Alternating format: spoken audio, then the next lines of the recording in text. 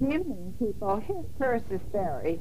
Now, as I've read you the reporter, and also I read at the little magazine that is coming so far free. It's put in our mailboxes, and also I guess you find it in the grocery stores, called the Irregular.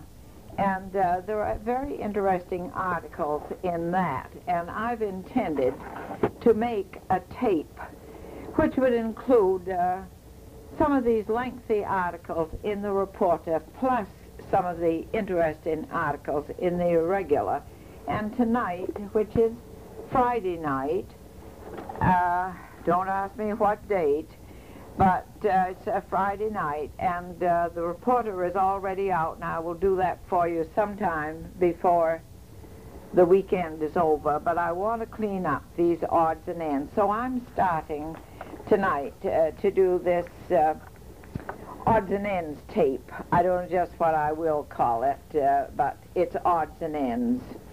The one article that I have saved to do for you was in the October 19th issue of the Reporter, and it's an article on Wilfrid Landry. It's written by Janet Hounsell, and I know that most of you people who are listening to these tapes have been around sometime, as I have, and the name Wilfrid Landry really rings a bell with you.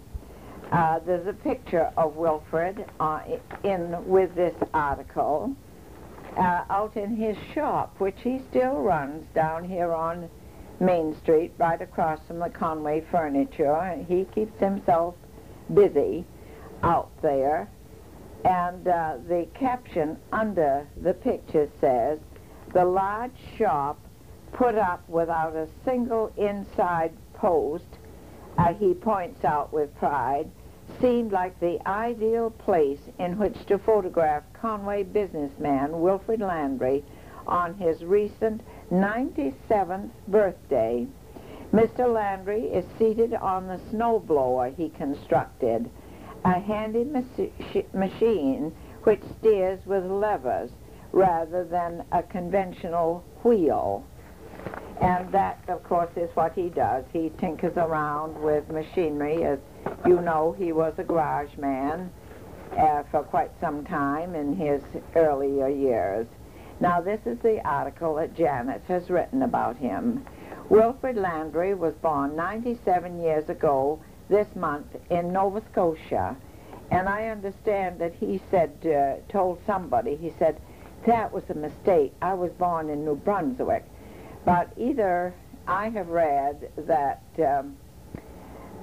New Brunswick was a whole at one time, or Nova Scotia was a whole one time, and then they were divided into Nova Scotia and New Brunswick. So that could be an error which could be very easily have been made. He was the son of a blacksmith. He'll tell you it wasn't unusual to have to work for your daily bread when he was a boy. As a young lad, Wilfrid had helped his father for long hours, working the bellows up and down to fan the fire. For several years now, he has had to wear a support around his chest to relieve those overworked muscles. Wilfrid Landry never saw the inside of a schoolhouse. He is far from bitter when he compares his childhood with those of youngsters today.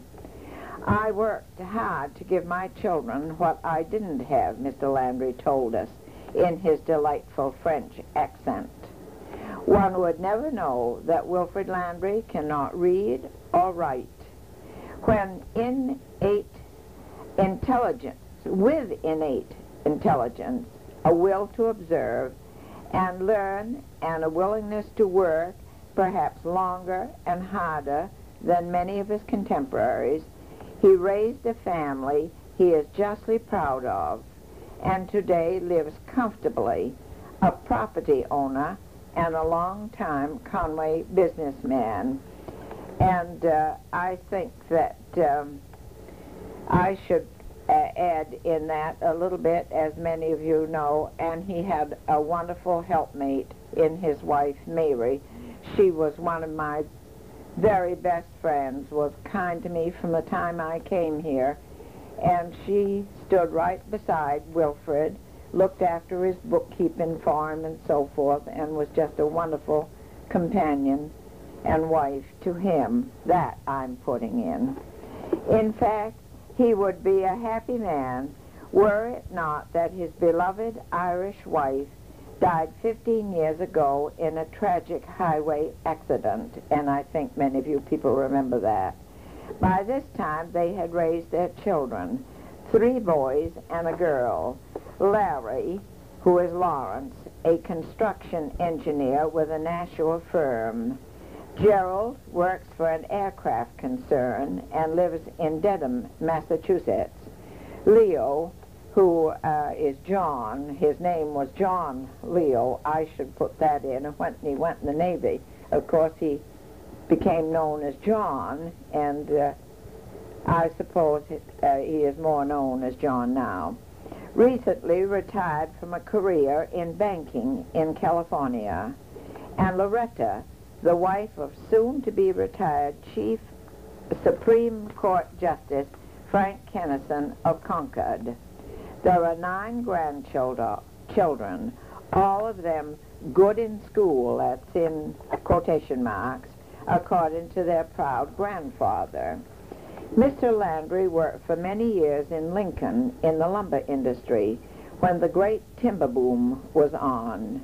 Later, he acquired his home in Conway, located just south of Tony's convenience store on the north side of Main Street. He busied himself fixing the property up, tearing down a decaying barn, and then moving a smaller outbuilding to the back of the large house and adding it on. In time, he built a large garage on his property. He built it himself, and he's proudly out. She doesn't have a post in her. That's again in quotation marks. For several years, he operated a garage here. I became a car butcher, he'll tell you with a chuckle, as well as a machine shop that was added on at the rear. Today, the garage is leased, but he still spends most days working in his machine shop. And of course, now I'm going to put in something again on that article. Many of us remember when he had his garage down on West Main Street, had it there for a long time until they came up and bought the house on Main Street. Okay, currently, he is happy to show off a, Ryder snowblowing machine, which operates with sticks, much like a plane, rather than a wheel. He is also at work on a small tractor. This machine, made of bits and pieces from here and there, will either steer from the front or the back, or in fact, it'll move sideways. He showed us how he expects to use it to winch up and around some heavy fallen trees at the rear of his land parcel. When we asked him if he can still work as hard as he used to, he said, "I'm not as fast as I used to be, but I get there," and related how he had lamed himself up some overworking a few days previously at chopping wood. He doesn't feel particularly old, especially in the light of the fact that his sister is 102, just the same age as you, Graham. Mr. Landry also said that the fact that he is extremely hard of hearing would be a handicap, except that he has a very good hearing aid. He loves to talk and is a frequent visitor at Tony's and around the immediate neighborhood. His home, just a moment, is spacious and comfortable, and he is one of those fortunate people who happen upon ideal roomers, who became friends, confidants, and or cooks during their tenancy. Mr. Landry hires a woman to come in weekly to spruce things up and has a tenant in the back of the house, so he seldom is alone for long. In addition, he is one of those solitary older people whom the Conway Police Department and their with their Good Morning program check. Where does it go?